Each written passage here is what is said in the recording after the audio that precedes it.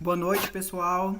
Me chamo Neorge, nós somos do curso de Letras da Universidade Federal do Tocantins. Hoje vamos falar um pouco sobre o escritor Caio Fernando Abreu e como trabalhar a sua biografia dentro da sala de aula. Essa aqui é a Rafaela, uma das participantes, e a Kedma. Olá, boa noite, Boa pessoal. noite. Bom, o Caio, ele foi prosador, poeta, dramaturgo, jornalista, escritor de carta e também foi um grande símbolo da geração que viveu uma escalada de pandemia de AIDS nos anos 80. Ele nasceu no Rio Grande do Sul, no dia 12 de setembro de 1948, e teve mais 4 irmãos. A sua mãe foi professora e o seu pai era militar. Desde muito cedo, o Caio já demonstrava uma inclinação para as artes. Tanto é que, com 6 anos de idade, ele escreveu seu primeiro livro, que foi uma história em quadrinhos, que se chama Lili Terremotos, uma menininha louquinha que queria fugir de casa. Desde a infância, o Caio lia muito, e em sua casa nenhum tipo de literatura era proibida. Ou seja, eles poderiam ler de tudo sem ter nenhuma espécie de restrição a isso. A família do Caio tinha uma posição distinta na sociedade santiaguense. Embora eles não fossem ricos, mas eles tinham um certo prestígio. Um desses fatores era porque o seu pai, o Zael Menezes Abreu, era integrante da maçonaria. E a sua mãe, Anaí, ela era uma das mais elegantes, estava ali entre as 10 mais elegantes da cidade. Aos 13 anos, o Caio participa de um concurso literário e vence. Nesse concurso, ele escreveu sobre a maldição de San Maria. Aos 15 anos, ele se mudou para Porto Alegre para estudar no Instituto de Porto Alegre. E não se adaptou muito ali no início, teve crises de ansiedade, mas logo depois de um tempo ele se adaptou. Ele foi morar também em uma pensão de estudante e, por coincidência, ele conheceu um escritor chamado Manuelito Ornelas. E logo após um tempo eles se tornaram íntimos. Tanto é que esse Manuelito Ornelas foi um dos responsáveis pelo Caio se tornar jornalista. Já no ensino médio, o Caio tem o seu primeiro conto publicado em uma revista. O conto se chama O Príncipe e o Sapo. Em 1967, o Caio ingressa numa faculdade. Ele, de início, faz letras, mas desiste. Logo após, faz um outro curso, que era artes dramáticas, e também desiste. No ano seguinte, em 1968, ele é contratado por uma revista, a revista Veja, e passa a morar em São Paulo. Digamos que esse Novos Ares lá em São Paulo, ele não se adaptou muito, passou um período irritado, nervoso, foi uma fase de depressão. Tanto é que em 1968 era a época em que o Brasil estava passando por um período de ditadura militar. Inclusive o Caio chegou aí em umas dessas reuniões, ele participava, embora ele não preferia se comprometer muito com esses assuntos, mas de maneira assim meio que irônica, ambígua e debochada, ele ainda participava de certa maneira. Com a AI-5, ele é desligado da revista Veja e nessa mesma época começa uma longa amizade com uma pessoa com uma mulher na realidade, que foi uma das mais importantes em todo o seu período de vida, que é a Hilda Wist. Ele passa uma temporada com ela na Casa do Sol. Nessa temporada que ele passa lá, ele vai e volta, fica nessa coisa de ir e voltar da casa dele. Essa Casa do Sol era em Campinas. E ele tinha mais ou menos ali por volta dos 20 anos de idade. No começo, com essa amizade com a Wilda, ele era como se fosse uma espécie de secretário dela, pois ele datilografava os textos dela. E no resto do tempo eles estudavam juntos, gostavam muito de estudar sobre astrologia, sobre o movimento do astro, esse tipo de coisa. Astrologia é mais uma tentativa de sentir o ser humano relacionado com o cosmos, relacionado com a coisa que é maior que ele, que eu acho que nada se separa. Nós estamos ligados com o todo, refletimos e espelhamos esse todo. Durante o período em que ele fica indo e voltando lá da Casa do Sol, ele cria um livro que se chama O Inventário Irremediável, que logo depois é publicado, mas ali, depois de muitos anos, quase no fim de sua vida. Esse livro teve uma forte influência da Clarice, a Clarice Lispector.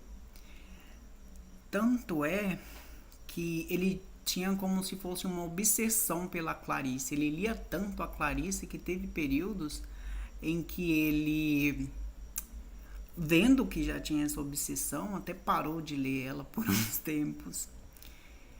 Um outro fato importante é que em dezembro de 1970, mais especificamente dia 29, o Caio fica sabendo que a Clarice vai em uma noite de autógrafos e ele vai lá e entrega um livro para Clarice. E esse livro que ele entrega é um livro recém-publicado que ele faz em homenagem a ela. Em 1973, o Caio viaja para a Suécia com alguns amigos. E nesse período que ele viaja, ele acaba passando por diversas cidades. Inclusive, uma dessas cidades que ele passa é por Londres. Ele era fã, gostava muito da Virginia Woolf. E lá em Londres, ele acaba roubando um exemplar da Virginia e é preso. Ele acaba roubando uma biografia da Virginia Woolf e acaba sendo preso. Ele pagou uma fiança e logo foi solto e voltou para o Brasil.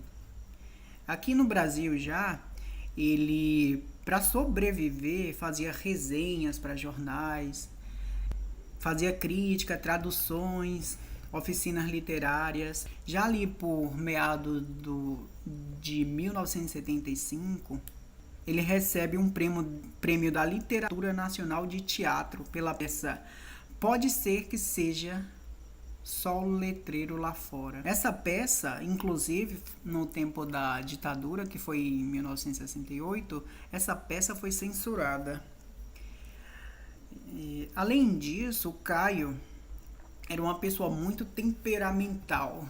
Algumas pessoas que conheciam ele diziam que ele tinha um comportamento meio que cheio de manias. Inclusive, ele tinha mania de organização, esse tipo de coisa. Coisa que, como ele próprio dizia, que era coisa de virginianos. Inclusive, ele acreditava muito nisso. Ele gostava de tudo organizado. Eu sou do signo de Virgem, tenho Sol em Virgem, com ascendente Libra, a Lua em Capricórnio, Sol, Mercúrio e Netuno na casa 12. E então, eu que seria uma pessoa organizada, muito organizado, tem mania de eficiência. Ineficiência é uma coisa que me deixa louco. Como ele gostava de tudo organizado, às vezes ele tinha necessidade de ficar sozinho. Isso acontecia com bastante frequência. Ele passar dias ali trancado, sozinho, sem ter contato com ninguém. As pessoas, inclusive, ficavam muito preocupadas com ele. Uma outra Aproveitando para poder comentar sobre o que o Neo está falando, Uhum, outra característica do Caio, assim, que faz parte da personalidade dele, aham, é o fato de ele não se encontrar em lugar nenhum. O lugar que ele se exatamente, encontrava era exatamente na escrita. Tanto que exatamente. ele passou uma época trabalhando no banco, só que ele não conseguia seguir uma rotina assim de trabalho assim, vamos dizer, comum, porque o que ele Uhum, procurava era exatamente a vida de escritor. Era ali que ele se encontrava. Então, por isso essas exato. viagens que ele fazia em diversos lugares, morou em vários lugares da Europa, aqui no Brasil também. Uhum. Então, isso se dá pelo fato de ele não se encontrar em lugar nenhum. Ele se encontrava na escrita, na Na literatura. literatura, nos poemas, nas cartas em que ele escrevia para os amigos. Os contos, sim, ele era Exato. muito de escrever cartas, Uhum. como no documentário que a gente assistiu, Como Ler Caio Fernando Abreu, ela fala que ele era muito de detalhes, era atento a detalhes quando escrevia. Ele falava sobre o sol, como que estava o sol, como que estava a Exatamente. rua, um pássaro que passava. Exatamente. Uma amizade importante que o Caio teve foi com a Paula Dipp. Ele escreveu um conto num livro Morangos Mofados chamado Pela Passagem de uma Grande Dor, que ele dedicou esse livro a essa amiga. E esse livro foi publicado em 1982, que inclusive faz 43 anos. Esse livro é um grande sucesso, tanto pela crítica quanto pelo público. Já em maio de 1883, o Caio se muda para o Rio de Janeiro e isso faz com que ele fique mais próximo de uma outra pessoa, de uma outra amiga chamada Ana Cristina César. Foi uma pessoa muito importante na vida do Caio, por causa da sua amizade, foi uma amizade bastante forte. Inclusive, quando Ana Cristina morreu, o Caio ficou muito triste, foi um período muito difícil para ele. Ainda no período em que ele estava no Rio de Janeiro, ele publica um livro chamado Triângulo das Águas, onde ele ganha o Prêmio Jabuti. E um fato interessante e que foi nesse livro, nesse livro Triângulo das Águas, que ele menciona a AIDS, coisa que ele nunca tinha mencionado em nenhuma de suas obras, nenhuma de suas cartas. O Caio, como eu disse anteriormente, ele escrevia muitas cartas. Inclusive chegava a escrever de 3 a 4 cartas por dia para os amigos. Embora ele não tenha publicado livro de poesias, mas podemos ver suas poesias dentro dessas cartas que ele escrevia para seus amigos. Uma longa-metragem chamada Aqueles Dois, dirigido pelo Sérgio Amon, que foi inspirado em um dos seus livros, uma de suas grandes obras, que foi Morangos Mofados. O filme foi filmado em Porto Alegre e estreado em Gramado em 1886. Logo foi premiado o único filme brasileiro a concorrer ao 11º Festival de Cinema Gay e Lésbico em São Francisco, nos Estados Unidos, em 1987, um ano depois. Já em 1988, ele lança também uma obra importantíssima em sua vida, que é Dragões Não Conhecem o Paraíso, e ganha mais uma vez o Prêmio Jabuti. A partir daí, ele começa a ser conhecido internacionalmente. Em um documentário, Caio fala sobre a sua obra e seu processo de criação.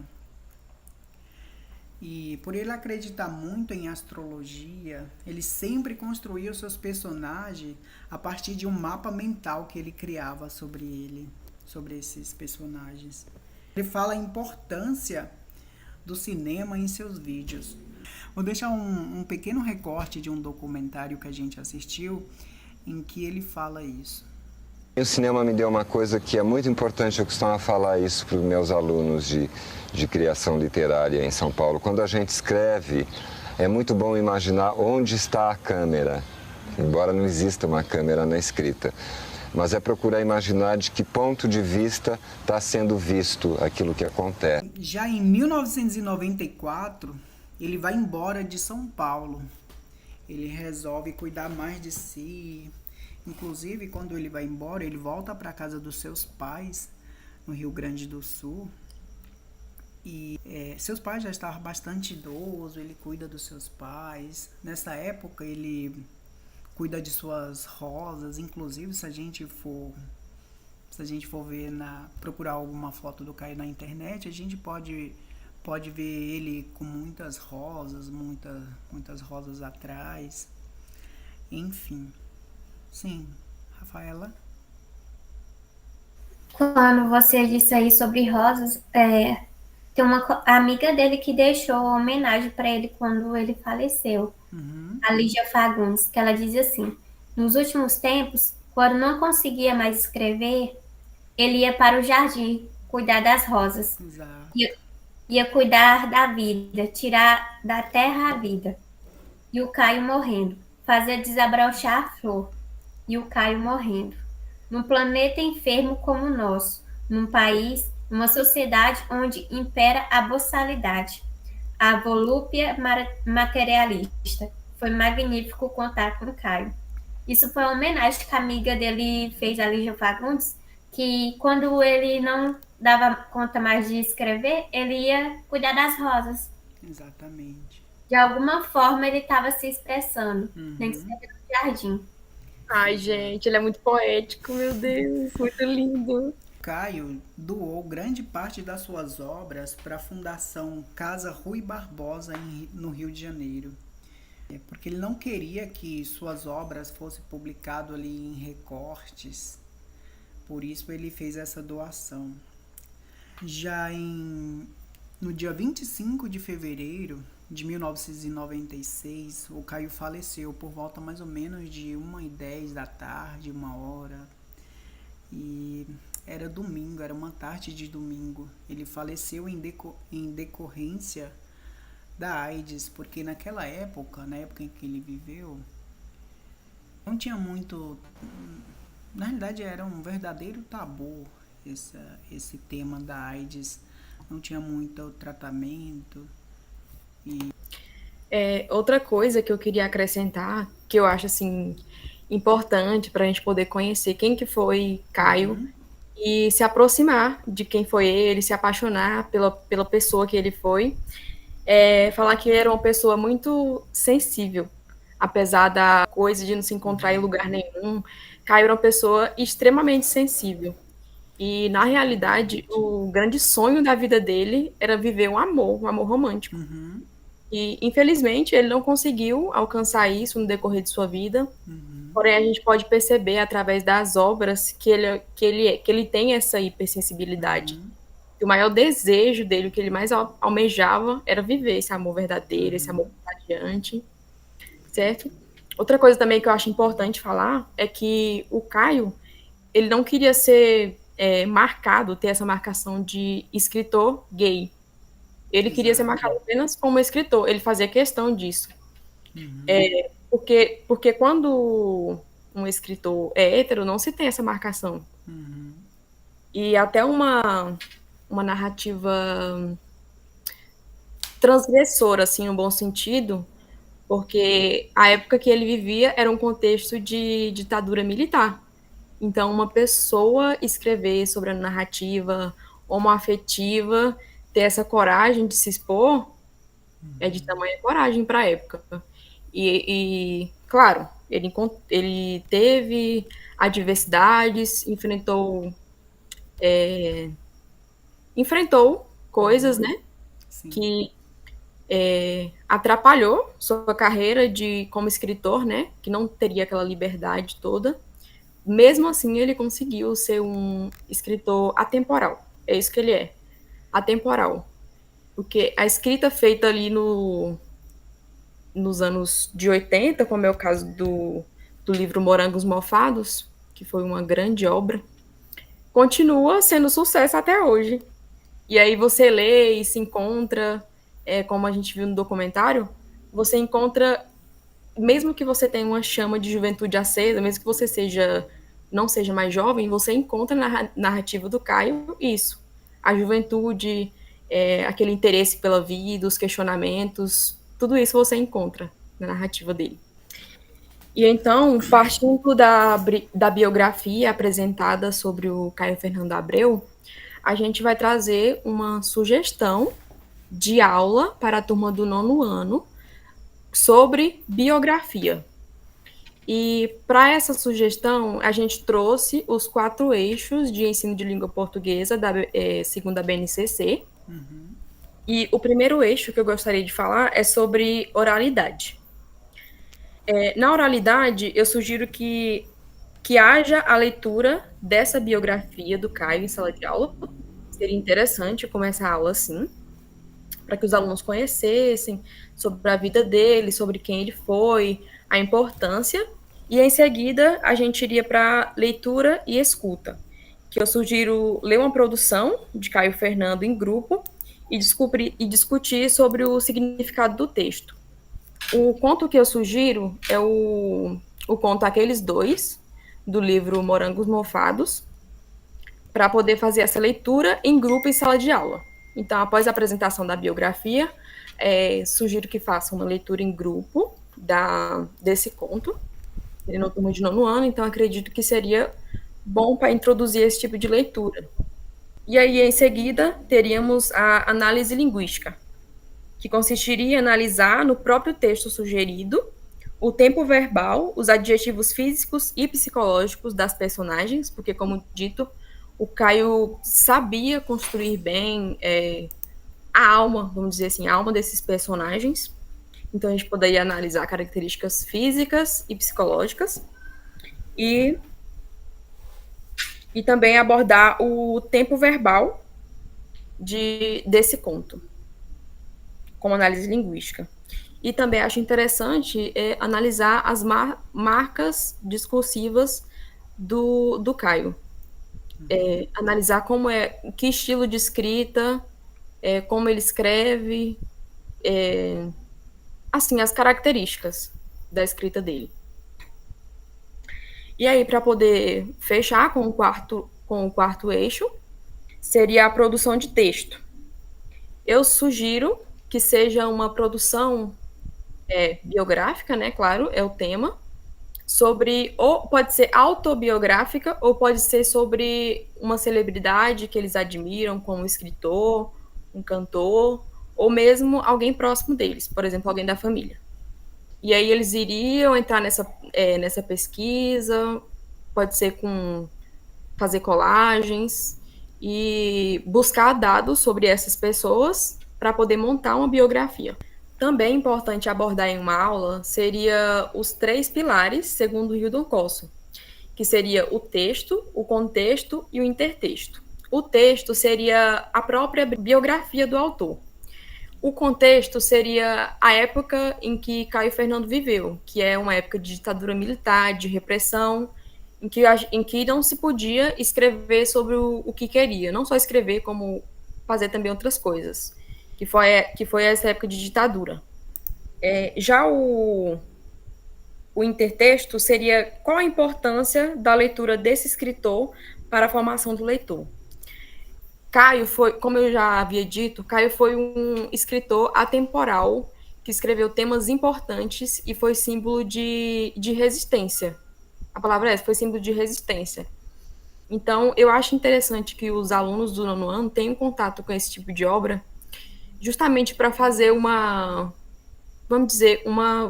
volta no tempo. É importante que eles saibam em que contexto isso foi escrito, analisar que mudanças tivemos daquele tempo para cá e conhecer uma das literaturas mais importantes que nós temos. E então a importância do estudo do Caio Fernando se dá por isso. Além disso, os temas que Caio escrevia era sobre marginalização social, ditadura militar brasileira, busca por identidade e sentido da vida. Então, acredito que também nessa fase de 9º ano, é aquela fase que a gente está descobrindo os sentimentos, os questionamentos sobre a vida, sobre que sentido tem estar aqui. Então, eu vejo como oportunidade de o aluno encontrar um escritor para se apaixonar, certo? Então, acho muito interessante o contato com Caio Fernando Abreu no 9º ano. Então, acredito que o intertexto se dá por essa importância dessa literatura. Certo? Certo. E continuando sobre a produção, não podemos produzir e deixar só por produzir. Então, a nossa sugestão é que seja organizado na escola um mural de exposição com o título Galeria de Grandes Personalidades na Arte e na Cultura. Então, após serem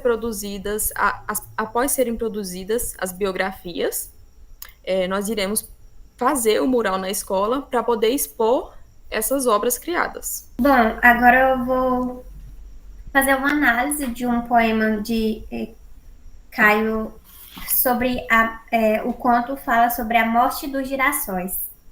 Anoitecia e eu estava no jardim.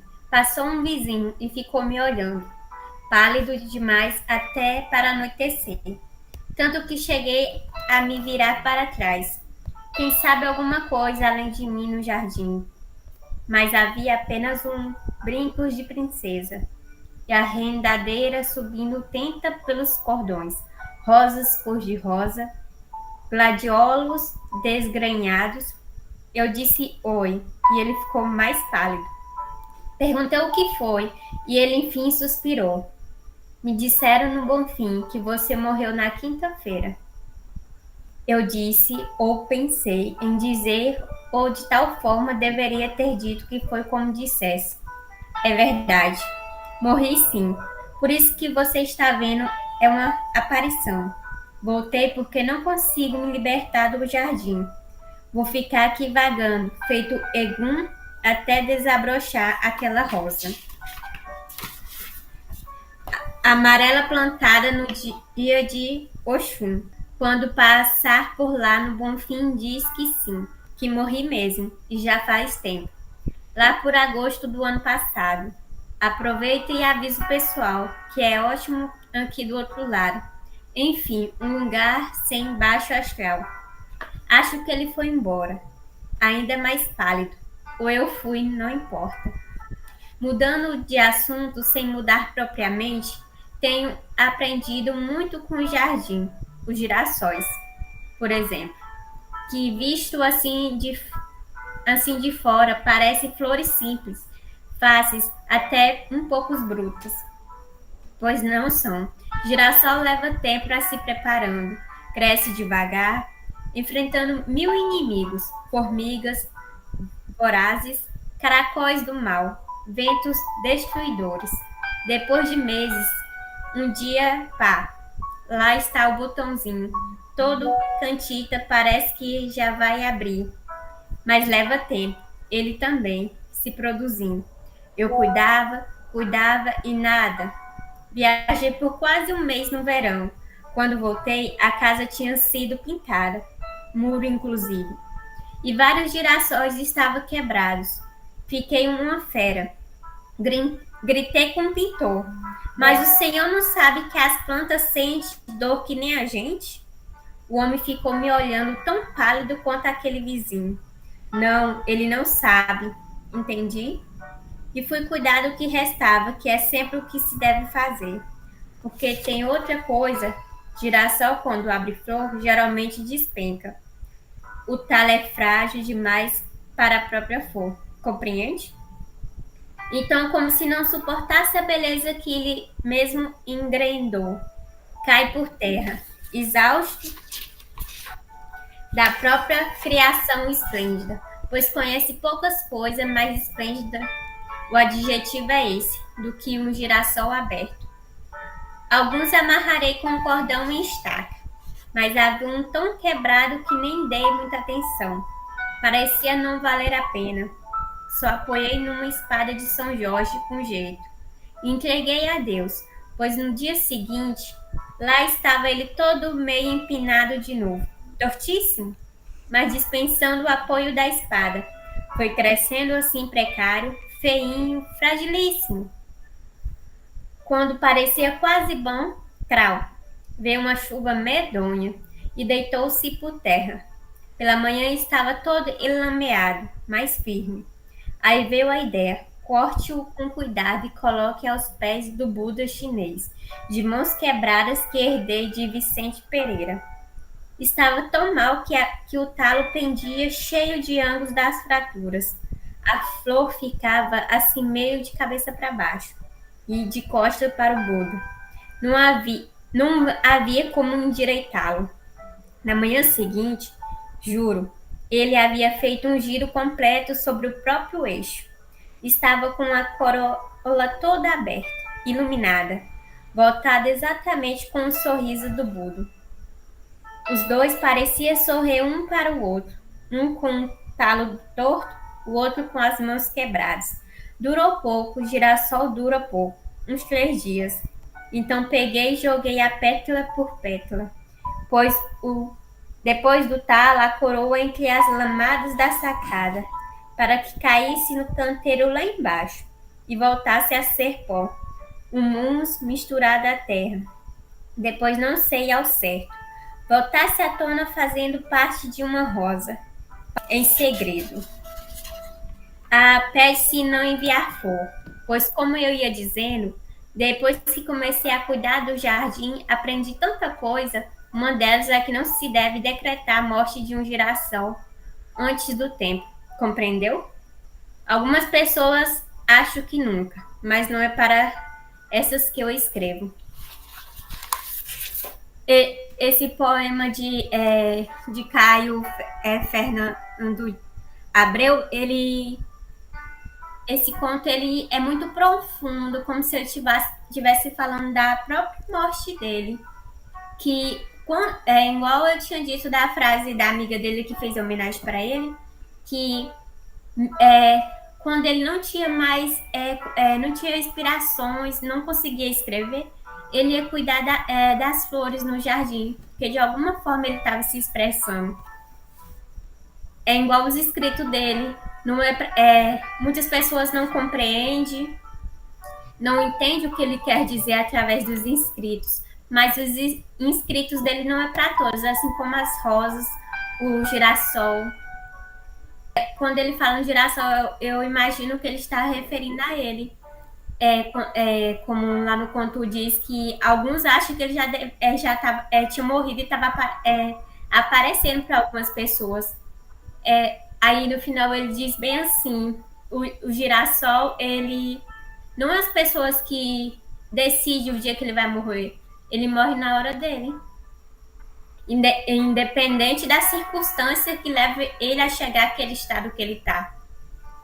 E com isso eu vou fazer a análise desse conto dele, que os adjetivos físicos e psicológicos relacionados à aparência, o corpo e a natureza, o físico. No conto dele fala sobre o pálido, né? O vizinho pálido demais. Desgrenhados, que é gradiosos desgrenhados. Cor-de-rosas, ou rosas cor-de-rosas. Tortos, talo torto, feinho, frágil, precário, quebrado, iluminada, de cabeça para baixo, de costa. Quando falamos de adjetivo psicológico, está relacionado a sentimento, a sensação, estado de espírito. E no conto dele falava sobre exausto, magnífico, eboçalidade, espírito baixo, baixo astral. Também sobre esplêndida e descreve a beleza emocional do girassol. E também descreve cada pétala como se ela fosse jogada assim, expressasse algum sentimento que estava caindo, assim como as pétalas do girassol. Quando falamos de verbos no pretérito imperfeito, que são ações pontuais e concluídas no passado, o conto fala sobre passou, um vizinho, fiquei, perguntei, disse, foi, cortou, coloquei. E um exemplo é quando fala assim: voltei por quase um mês no verão. Quando voltei, a casa tinha sido pintada.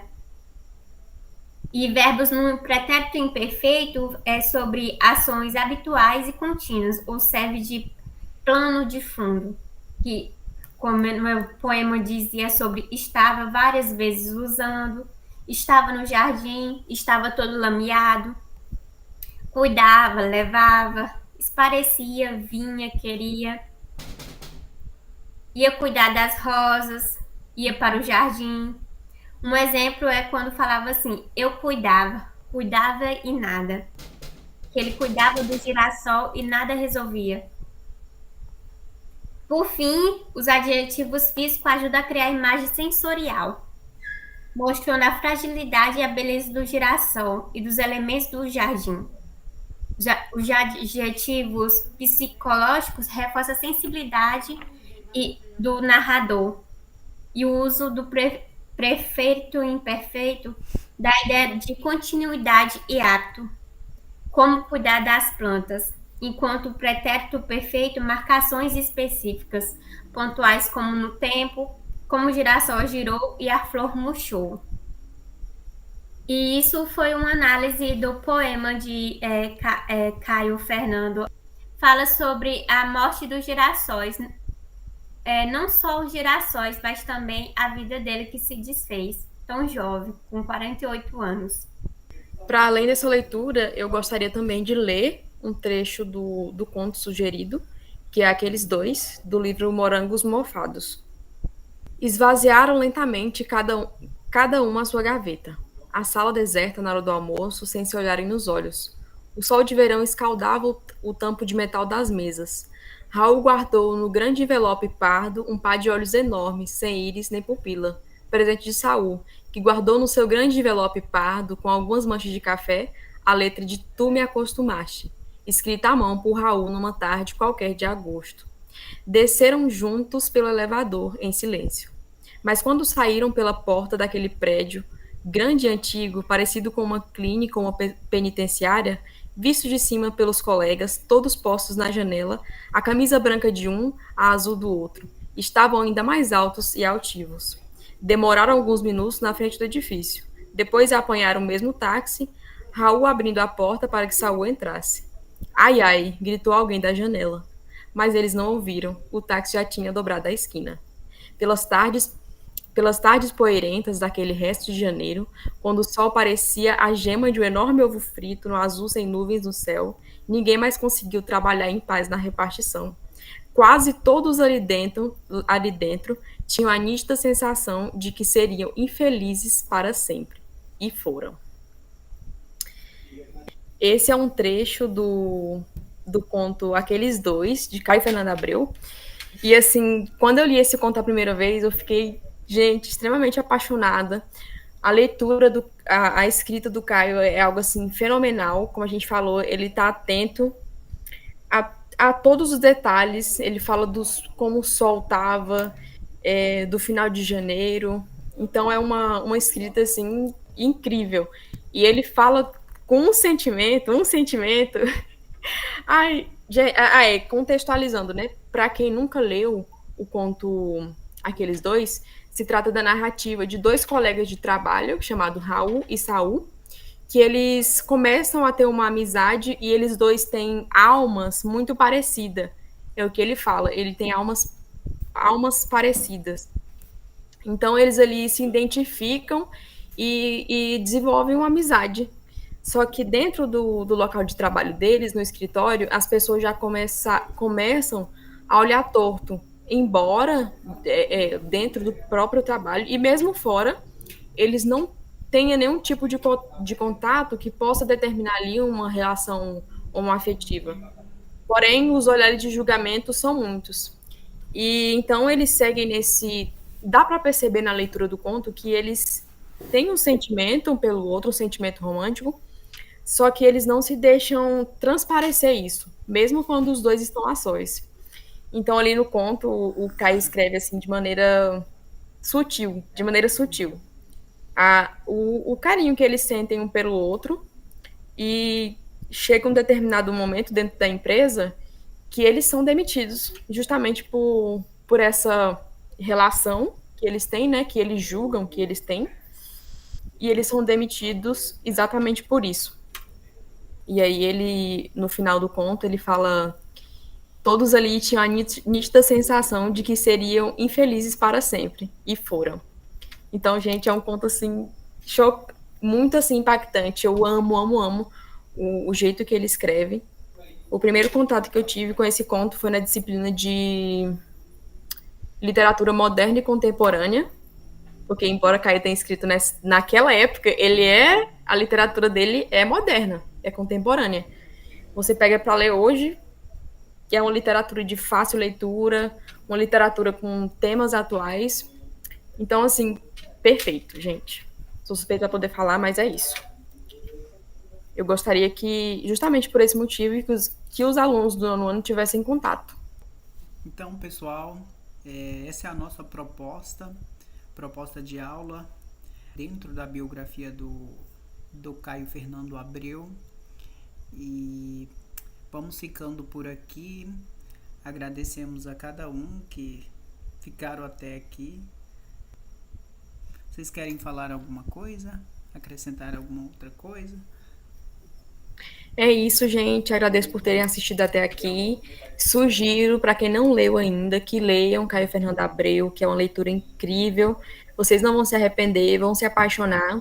E que leve isso também para as turmas de vocês, para que eles também possam conhecer e se apaixonar por essa literatura. Agradeço por participar e que, de alguma forma, não só a biografia dele, mas também que o poema toca de uma forma positiva e que agregue em conhecimentos e também traga reflexões na vida de vocês. Então é isso, pessoal. Vamos ficando por aqui. E tchau!